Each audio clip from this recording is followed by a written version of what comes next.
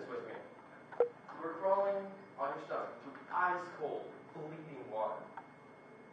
And there's not barbed wire, not 2 inches above your head. You so much as just kind of crawled a little too high, it's going to cut you like that. Just as you get out of that, you're coming out to what is essentially a high dive. And again, jumping into absolutely freezing water. Like, make you almost feel like you're bleeding water. And past that, all you can see before you jump, or in essence before you're pushed off, is what seems like endless miles of thick mud that's incredibly hard to walk through, to get through, because your legs are sinking in, it's getting all over you, you're tripping all over yourself. Now I ask you, what does it sound like? So no. What does it sound like? Military term. War. It does sound like a military term. Now what if I told you this is an event that people willingly partake in, pay for, and even sign death waivers to get into? This, my friends, is the Tough Mudder. And the reason people do this is to prove you can do this, you can do anything.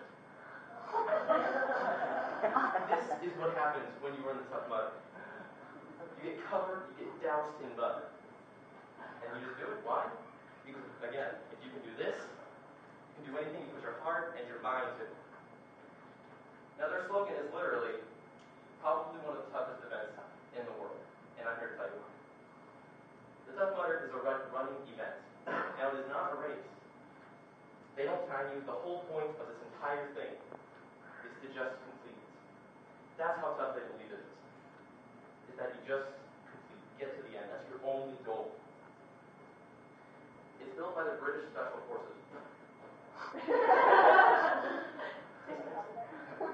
It is 10 to 12 miles in length, and it takes most people 2 to 3 hours to complete. And there are as many as 25 separate and unique obstacles. Now, the reason it's 10 to 12 miles in length is that there are many, many, many different areas, places where these events take place. There's all over the world. It's in Europe, Africa, Japan, Australia, and here in the U.S. And here in the U.S., it's around there's one in Washington, there in Oregon, Texas, California, New Jersey. They are everywhere.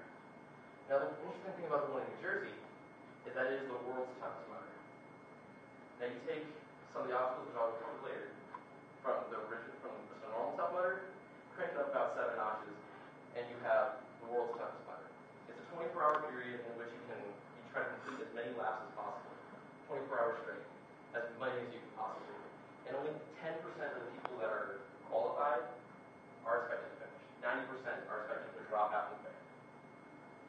In order to qualify for this, you have to get within the top 5% of all Tough Mudder competitions. And the way you do this is that you have to actually time yourself while you're running, and then you have to submit your time later within the week after your event has finished. Now, to get into the World's Toughest Mudder and just the normal Tough Mudder itself, you literally have to sign a death waiver. You have to pay insurance fees in case you get hurt, so that they're not liable and all this good stuff. Now, they have many different obstacles, and a lot of them are just or not a lot of them, but many of them don't seem very scary, but when you're actually up, probably 25 feet above the water, and you know it's ice cold, it's enough to get you a little off your game a little bit. Now, the first one to start off, this is what always starts, it's called the Braveheart Charge. You basically just, a starting line,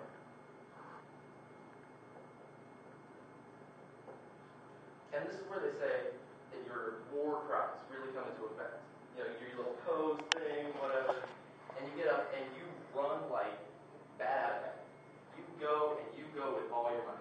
Granted, you're not doing the same thing in about 30 minutes. So, you start there, you kind of work your way around through a whole bunch of mud, and you come up to your first obstacle. This is the Arctic Enema. That'll work. Give me 1 second here. Now, the Arctic Enema is a frigid, dumpster-sized pool of ice-filled water. And when I mean ice-filled, I mean literally, it's probably 90% ice. Alright, can you all see this? I'll walk around with this. Can you see how unhappy this face is? He does not want to be in this pool of water. It's because this thing is so frigid Make your nipples cut diamonds.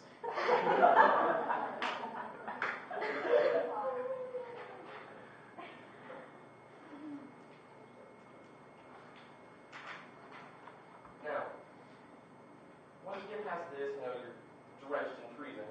Now they expect you to run through more mud. Come up, a little bit over here. And you come up to what's known as the electric heat. Now this one is essentially what I started my speech on. Is you're crawling on your stomach through either ice cold water or literally ice itself with either barbed wire or electrified wiring even, or if you're really unlucky, one of those two, and with even other contestants just standing right above you. Now the way they stand above you brings you to my next one. And it's called the turd nest. Now, it's not as bad as it sounds, because it sounds pretty disgusting. What it is essentially a rope cargo net, and you just climb over it. But the scary part is not that. The scary part is what's beneath you, which again could be an electric eel with contestants and barbed wire, or something as simple as running water, which again, sticking with the theme, would be ice cold. Meanwhile, the area around you is already freezing. Now the next one is a real winner. After you get to the turd nest, for example, come through here, and you get what's known as the ball shrinker. Because again, they like to make you absolutely frigid. This one has two ropes going strung across basically a small lake. You have one to stand on and one to shimmy yourself across with. The reason it's called the ball shrinker is because it's incredibly difficult to go through this one without getting your damn jewels back. And as the later people, the people who start later in the day, get screwed up with it.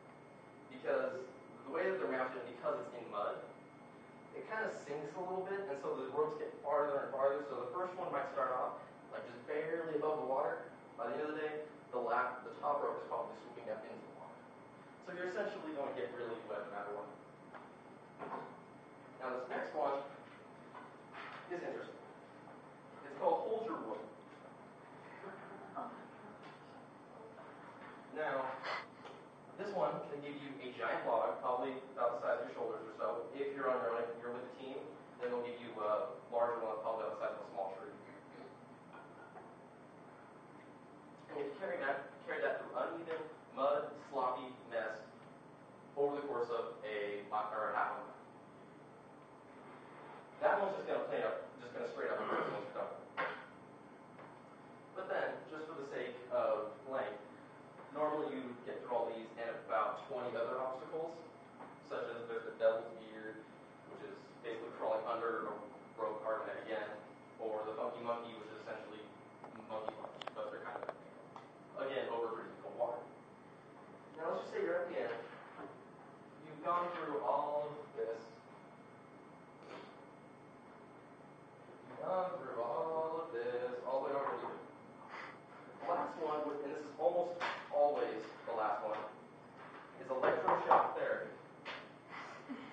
It may not sound that scary, but you have to run through electrified wire, which can contain as many as 10,000 volts.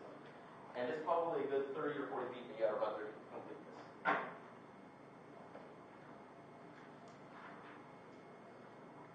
So now that you've completed all the obstacles, you've registered, you've gotten to the event, and you've completed the Tough Mudder. You've gotten your celebratory beer, because at the end, they give you a Dos Equis beer, because, well, damn it, you earned it. And they give you your Tough Mudder head. This is what people do it for, to say, you know what, I can do this. I beat the Tough Mudder. And now, I pronounce you all honorary buttons.